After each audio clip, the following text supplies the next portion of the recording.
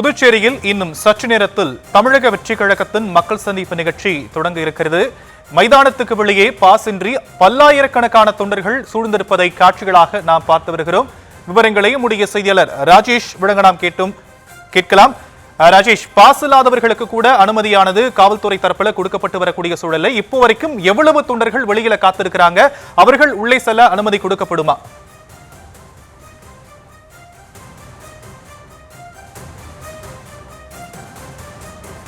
சாம், 5000 பேருக்கு மட்டும்தான் பாஸ் கொடுக்கப்பட்டது. ஆனால் இதுவரை உள்ளே 10,000 பேர் அனுமதிக்கப்பட்டிருக்கிறார்கள். வெளியில் சுமார் 10,000 பேர் இருக்கின்றார்கள். அவர்களும் தொடர்ந்து உள்ளே செல்ல அனுமதிக்கப்படுகிறார்கள். அதாவது பாஸ் இருப்பவர்கள், பாஸ் இல்லாமல் வந்திருப்பவர்கள் என அனைத்து தரப்பு மக்களுமே உள்ளே அனுமதிக்கப்படுகிறார்கள். ஆனால் வயதானவர்கள், கர்ப்பிணி பெண்கள், குழந்தைகள் ஆகியோர் மட்டும் அனுமதி கிடையாது என்று காவல்துறையால் அறிவிக்கப்பட்டிருக்கிறது.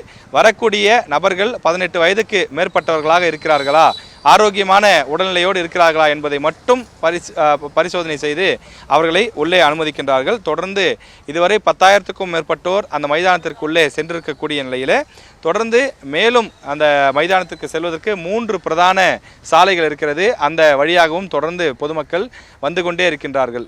முதலில் பாஸ் இருப்பவர்களுக்கு மட்டும்தான் அனுமதி என்று தெரிவிக்கப்பட்டது. ஆனால் பாஸ் இல்லாத நபர்களும் தொடர்ந்து காவல்துறையுடன் வாக்குவாதத்தில் ஈடுபட்டனர். தொடர்ந்து பொதுச் செயலாளர் புஷி ஆனந்த் அவர்களை சமாதானப்படுத்தக்கூடிய முயற்சியிலே தொடர்ந்து ஈடுபட்டு வந்தார்.